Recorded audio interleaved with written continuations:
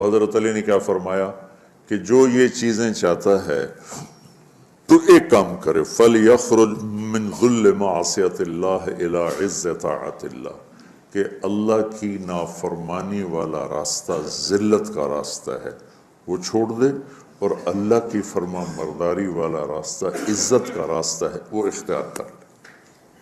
تو قرآن وہ پیغام ہے جو ہمیں عزت والا راستہ بتاتا ہے، قرآن وہ پیغام ہے جو ہمیں بلندیوں کا راستہ بتاتا ہے، اور قرآن وَهَذَا بَلَاغٌ لِلنَّاسِ، قرآن وہ پیغام ہے جو ہمیں عروج کا راستہ بتاتا ہے، جنت کا راستہ بتاتا ہے، جہنم سے بچنے کے طریقے بتاتا ہے، اللہ اس کے رسول کی بارگاہ میں قیمتی ہونے کا طریقہ بتاتا ہے، لوگوں کے دلوں پہ راج کرنے کا طریقہ بتاتا ہے، چین کی بنسری بجا کے سونے کا راستہ بتاتا ہے، گھروں کی معاشرت کو خوبصورت بنانے کا پوری دنیا میں کسی کے پاس نسخہ نہیں سوائے میرے رب کی اس کتاب کی۔ کتاب انزلناہ الیک لتخرج الناس من الظلمات الی النور۔ اور دکھ درد کی بات یہ ہے کہ امت نے قرآن چھوڑ دیا۔ یا رب ان قوم اتخذوا ھذا القرآن مہجورا، ہذا کے لفظوں جو طاقت ہے، یا اللہ ان کی گود میں پڑا تھا قرآن، ان کی جھولی میں پڑا ہوا تھا قرآن، اور انہوں نے اس سے مہجورا، ترکو نہیں، متروکا نہیں، مہجورا۔ ہجرت کا کیا مطلب ہوتا ہے؟ چھوڑ کے چلے جانا، پھر لوٹ کے نہ آنا۔ تو متروکا تو ہے ٹھیک ہے، کبھی میں گاؤں میں ہوتا ہوں کبھی یہاں ہوتا ہوں، یہاں ہوتا ہوں تو گاؤں متروک ہو گیا، وہاں جاتا ہوں تو فیصل آباد متروک ہو گیا۔ مہجورا کہ یا اللہ یہ میری وہ امت ہے، ان قوم اتخذوا ھذا القرآن مہجورا، انہوں نے میرے قرآن سے ایسے ہجرت کی جیسے لوگ وطن چھوڑ کے دوسرے وطن جا کے ہجرت کر کے بیٹھ جاتے۔ تب اچھائی کہاں سے ملے گی؟ اچھا انسان کہاں سے بنے گا؟ تو اللہ کا شکر ہے اس مہینے میں امت قرآن سنتی ہے، پڑھتی ہے، تو سارے قرآن کا اور 1 گھنٹے میں 25-26 دن میں اس کو تو احاطہ نہیں کیا جا سکتا، تو جو اس میں آیات میری سمجھ میں آتی ہیں کہ یہ بیان کر دی جائیں تو وہ میں لے کے آپ کے خدمت میں پیش کر دیتا ہوں۔ 2 دن پہلے میں نے گھر کی زندگی پر خاوند اور بیوی کے رشتے کی بات کی تھی، ہن لباس لکم وانتم لباس لہم، کہ تمہاری بیوی تیرا لباس ہے، اور اللہ بیویوں سے کہہ رہا ہے کہ تمہارے خاوند تمہارا لباس ہے۔ جتنا لباس خوبصورت ہوتا ہے اتنا انسان پرکشش ہو جاتا ہے۔ جتنا آپ اپنے لباس کی حفاظت دیں، بیوی کی حفاظت کرو گے، بیوی خاوند کی حفاظت کرے گی، یہ رشتہ پرکشش ہو جائے گا، خوبصورت ہو جائے گا۔ اس میں ایک بات رہ گئی تھی، وہ ہے نساؤکم حرث لکم، یہ اسی میں آتا ہے لیکن تھوڑا سا آگے جا کے آتا ہے، تو اس دن بات وہ اذا سالک عبادی میں چلی گئی۔ تو نساؤکم حرث لکم فاتوا حرثکم انا شئتم، اس کا مفسرین نے ایک ہی مطلب بیان کیا جو فاتوا حرثکم انا شئتم، لیکن چونکہ میں ذمہ دار ہوں مجھے حرث سے ایک مطلب سمجھ آئے، میرے پیشے کا لفظ ہے نا حرث، انتم کیا ہے وہ تحرثون بھی کہیں ہے، افرأیتم ما تحرثون، افرأیتم ما تحرثون، تو فاتوا حرث۔ آپ تمام تصویریں دیکھو جو میں بیان کرنے لگا ہوں، میرا دعویٰ نہیں تو وہ میں نے ساری دیکھی نہیں، لیکن مجھے نہیں لگتا کسی کا ذہن اس طرف گیا ہوگا، ہو سکتا گیا ہو کو میں اپنے علم کے دعوے، تو میں تو ویسے ہی طالب علم ہوں۔ اللہ نے یہاں عورت کو تشبیہ دی ہے کھیتی سے، تو میری آنکھ اس ماحول میں کھلی جہاں ہم پشتوں سے ذمہ دار چلے آ رہے ہیں، تو درخت جب پھل نہیں دیتا ہے تو ذمہ دار اس کو ڈنڈے مارتا ہے، اس کو گالیاں نکالتا ہے۔ کس طرح ذمہ دار ایک پودے کو پروان چڑھاتا ہے، یہ ہے تمہاری ذمہ داری اپنی بیوی، چونکہ تم نہیں کسی کے گھر گئے، تمہارے گھر کسی کی بیٹی آئی ہے، ماں چھوڑ کے، باپ چھوڑ کے، بہنیں چھوڑ کے، بھائی چھوڑ کے، سہیلیاں چھوڑ کے، اور اپنی ترتیب زندگی کو توڑ کر ایک بول پر تیرے گھر آئی ہے، تو پاگل تو آتے ہی اس کے ساتھ بدتمیز ہو رہا ہے، کبھی گالیاں دیتا ہے، کبھی تانے دیتا ہے، کبھی تیری ماں اسے کچھ سناتی، کبھی تیرا ابا اسے کچھ سناتا ہے، کبھی تیری بہنیں اسے کچھ سناتی. تو نے کھیتی کی راکھی کیا کرنی تھی؟ تو نے تو کھیتی کو آگ ہی لگا کے رکھ دی. تو یہ فصل کیسے دے گی؟ تو گندا دانہ اس میں سے نکلے گا. تو عورت کو اللہ تعالیٰ نے زمین سے تشبیہ تھی، اور اس سے آنے والی اولاد کو کھیتی سے اللہ تعالیٰ نے تشبیہ تھی. اور زمین سے کھیتی لینے کا ایک طریقہ ہے، ہل چلتا ہے، زمین نرم کی جاتی ہے، پانی لگتا ہے، پھر اسے اور نرم کیا جاتا ہے، پھر جڑی بوٹیوں کو صاف کیا جاتا ہے، اسے تیار کیا جاتا ہے، پھر اس میں دوبارہ ہل چلا کے بیج لگایا جاتا ہے، پھر اس بیج کی راکھی کی جاتی ہے، حفاظت کی جاتی ہے. جب وہ پانی مانگتا ہے پانی دیتے ہیں، چاہے رات کے 12 بجے بھی پانی کی ضرورت ہے وہ پانی پہنچ رہا ہوتا ہے.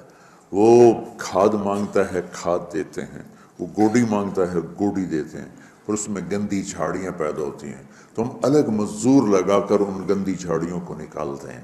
اور اب سپرے آ گئے ہیں کہ سپرے کرو تو صرف وہ گندی جو بوٹیاں ہیں وہ مر جاتی ہیں، فصل کو کچھ نہیں ہوتا.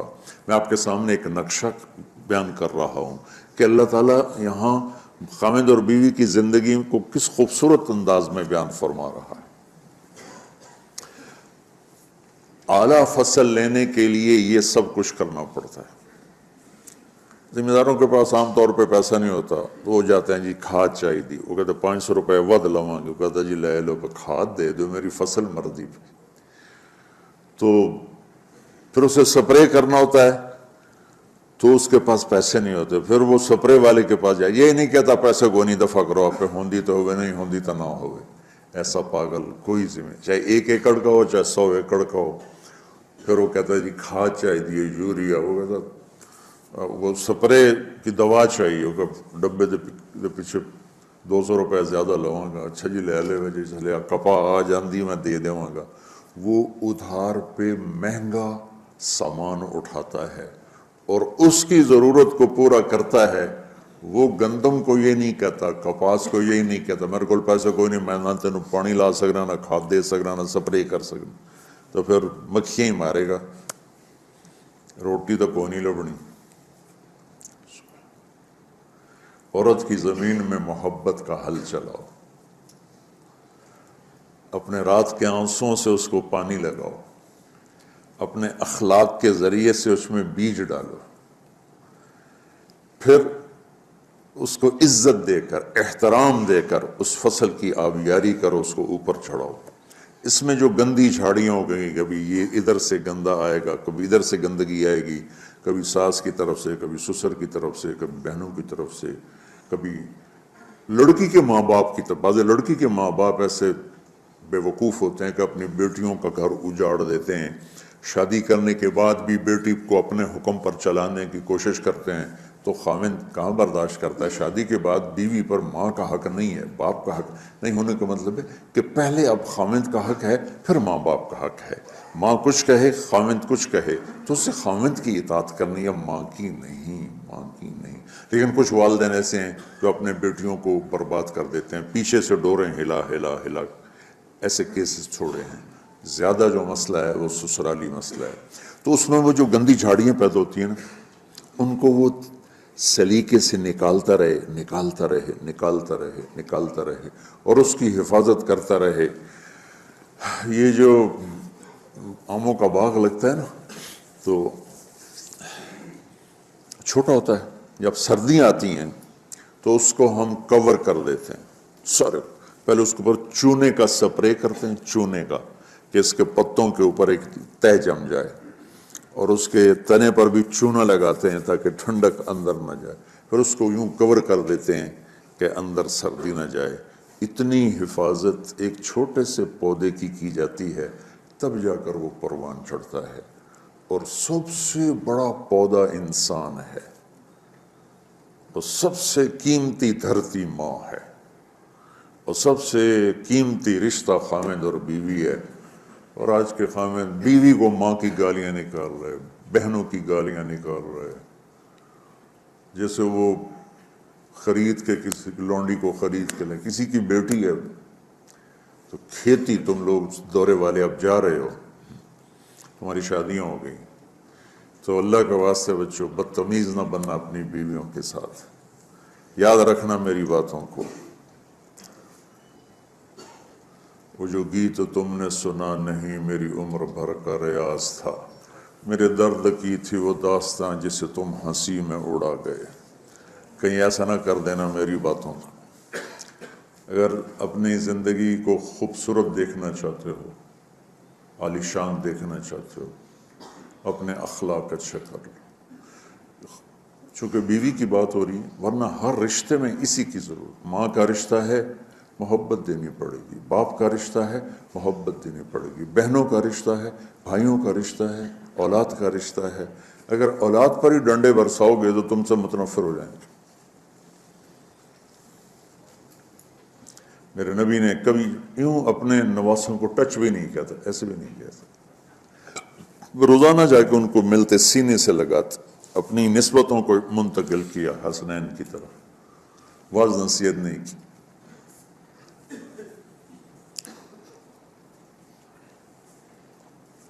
بہت سے بچے علماء کے، تبلیغ والوں کے، نیک لوگوں کے ضائع ہو گئے کہ بچے کا ذوق نہیں دیکھا، بس حافظ بنانا ہے، عالم بنانا ہے، حافظ بنانا ہے، عالم بنانا ہے. بناؤ حافظ، بناؤ عالم، پہلے ذوق دیکھ لو. اگر نہیں ہے تو اچھا مسلمان بناؤ، یہی کافی ہے. اگر زبردستی چلایا تو وہ بچہ نہ دین کا رہے گا، نہ دنیا کا رہے گا، نہ مدرسے کا رہے گا، نہ تبلیغ کا رہے گا. یہ لاکھوں مثالیں میرے سامنے.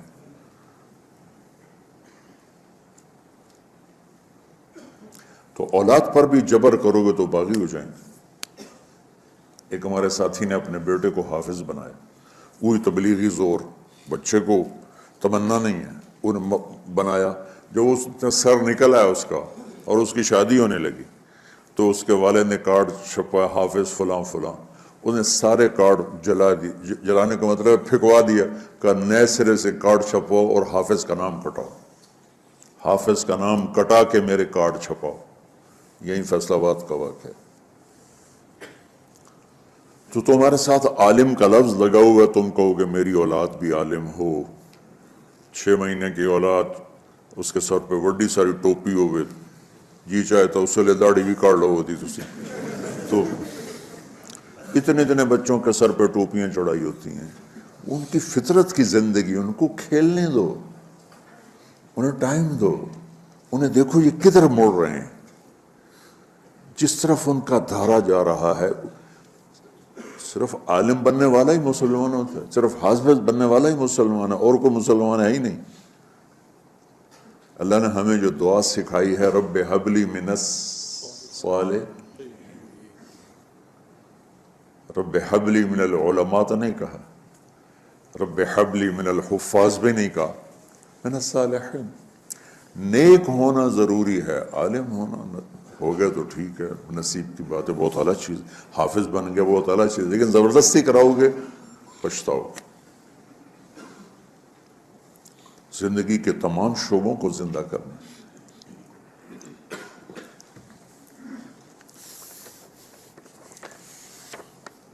ایک اور آیت سورۃ آل عمران کی ہے. یہ سارے دین کی روح ہے اور یہ دین کا مرکزی نقطہ ہے. مرکزی نقطہ جیسے گاڑی ہوتی ہے نا، اس کا بیلنس کیا جاتا ہے تو پھر وہ صحیح چلتی ہے. اس کا ایک نقطہ ہوتا ہے، اس پر آ کر چاروں ٹائروں کو ایک جیسے زاویے پر جمع کرنا ہوتا ہے، پھر وہ صحیح چلتی. اگر وہ بیلنس آؤٹ ہو جائے تو وہ سوزوکی ہو یا لینڈ کروزر ہو، وہ سیدھی نہیں چلے گی. کبھی یوں ہو جائے گی، کبھی یوں ہو جائے گی، کبھی یوں. وہ خود بھی تھکے گی اور مسافر کو بھی تھکائے گی. تو ہر چیز کا سینٹر پوائنٹ جب صحیح ہوتا ہے تو وہ چیز صحیح چلتی ہے. اسلام کا جو مرکزی نقطہ اور پوائنٹ ہے وہ نرمی ہے، شدت نہیں. وہ نرمی ہے. وہ عبادات اور باقی ساری چیزیں اپنی اپنی جگہ پر، لیکن ان سب کو جوڑنے والی جو چیز ہے وہ نرمی ہے۔ یہ میں نے کہاں سے لیا؟ میں ایک دفعہ جا رہا تھا پاناما، تو سورہ کہف کو دیکھ کے پڑھ رہا تھا، ویسے مجھے یاد ہے میں دیکھ کے پڑھ رہا تھا، تو جب میں وَلْيَتَلَطَّفْ پر پہنچا تو حاشیے میں لکھا تھا نصف القرآن۔ تو میں ایسی تھوڑی دیر سوچ میں پڑا کہ یہ اللہ تو قادر ہے، یہاں کوئی لفظ لا سکتے تھے اللہ تعالیٰ، یہ کیوں لائے وَلْيَتَلَطَّفْ؟ حد سے زیادہ نرمی کا معاملہ کرنا۔ وہ جو روٹی لینے میں گیا ترکی میں، ترسوس ایک جگہ ہے جہاں اردن والے بھی دعویٰ کرتے ہیں کہ یہاں تھے اصحاب کہف، میں نے وہ بھی دیکھا ہے، اور ترکی والے بھی کہتے ہیں میں نے وہ بھی دیکھا ہے۔ تو ترکی والا قرآن کی تعبیر سے زیادہ جوڑ کھاتا ہے، اردن والا جوڑ نہیں کھاتا ہے۔ تو اس کا وَلْيَتَلَطَّفْ، اے بھائی کوئی بھاؤ تاؤ کے چکر میں نہ پڑنا، بڑی نرمی سے پیار محبت سے بس روٹی لے کے آجا، بھوک لگی۔ اور صیغہ مبالغے کا ہے، تلطف، تفاعل، مبالغہ اور تکلف۔ تو تمہارے اندر اگر سختی ہے پھر بھی تم با تکلف نرمی کرو، تمہارے اندر شدت ہے پھر بھی اپنے اوپر نرمی طاری کرو۔ تو یہاں سے مجھے یہ بات سمجھ میں آئی کہ پوری شریعت کا سینٹر پوائنٹ قرآن ہے، اور قرآن کا سینٹر پوائنٹ نرمی ہے، وَلْيَتَلَطَّفْ۔ اب ہمارے ڈانٹ ڈپٹ کو بزرگی سمجھا جاتا، ڈانٹ ڈپٹ کو تربیت سمجھا جاتا،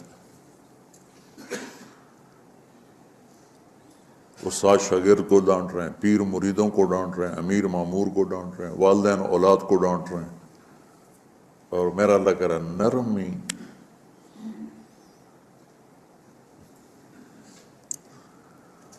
اب آیت سنو، یہ بات سمجھ میں آئے گی؟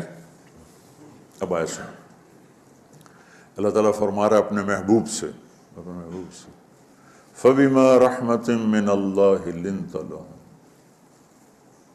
وَلَوْ كُنْتَ فَظًّا غَلِيظَ الْقَلْبِ لَانفَضُّوا مِنْ حَوْلِكَ فَاعْفُ عَنْهُمْ وَاسْتَغْفِرْ لَهُمْ وَشَاوِرْهُمْ فِي الْأَمْرِ فَإِذَا عَزَمْتَ فَتَوَكَّلْ عَلَى اللَّهِ إِنَّ اللَّهَ يُحِبُّ الْمُتَوَكِّلِينَ۔ سبحان لنت لہم برحمت اللہ، یوں ہونا چاہیے، جو نحو کا قاعدہ فعل پہلے ہوتا ہے اس کے متعلقات بعد میں ہوتے ہیں۔ تو لنت لہم برحمت اللہ، آپ اللہ کی رحمت سے نرم ہو کے اپنی امت کے لیے۔ لیکن اللہ تعالیٰ نے فبما، اللہ نے اپنے نبی پر جتنے احسان قرآن میں بتلائے ہیں، الم یجدک یتیما فآویٰ ووجدک ضالا فہدیٰ ووجدک عائلا فأغنیٰ الم نشرح لک صدرک ووضعنا عنک وزرک الذی انقض ظہرک ورفعنا لک ذکرک انا اعطیناک الکوثر هو الذی ایدک بنصرہ وبالمؤمنین۔ اب قرآن میں دیکھو، وکان فضل اللہ علیک کبیرا، اللہ نے قرآن میں اپنے نبی پر جو احسان کیے وہ بتائے اور جتلائے کہ ہم نے آپ کے ساتھ یہ کیا، یہ کیا، یہ کیا، یہ کیا۔ یہ احسان جیسے اللہ نے بتایا ہے نا اپنے نبی کو، یہ احسان نرمی والا جس طریقے سے بتایا، اس طریقے سے کسی احسان کو ذکر نہیں کیا۔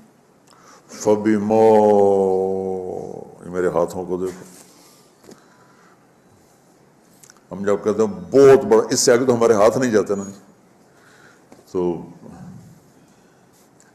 میرا ایک بھتیجا تھا، تو دیر سے بولا، جب وہ گاڑی پہ ہوتا تو ہم کہتے کس چیز پر آئے ہو، تو وہ یوں یوں کرتا، اور جب وہ بس پہ آتا تو کہتا ایسے ایسے کرتا، ایسے کہ بھئی بس بڑی ہوتی ہے نا تو اس کا یوں اشارہ کرتا، اور گاڑی چھوٹی تو اس کا یوں اشارہ کرتا۔ تو فبما، یہ جو فبما رحمہ ہے نا، یہ زمین آسمان سے بھی باہر نکل گیا ہے، وہ مشرق و مغرب سے پار ہو گیا، شمال جنوب سے پار ہو گیا، فوق تحت سے پار ہو گیا۔ اللہ تعالیٰ فرما رہا ہے میرے محبوب، میری اتنی بڑی رحمت آپ پر آئی جس کو آپ کے رب کے سوا کوئی نہیں جانتا، اور پھر آپ نرم ہو گئے۔ نرم ہوگی.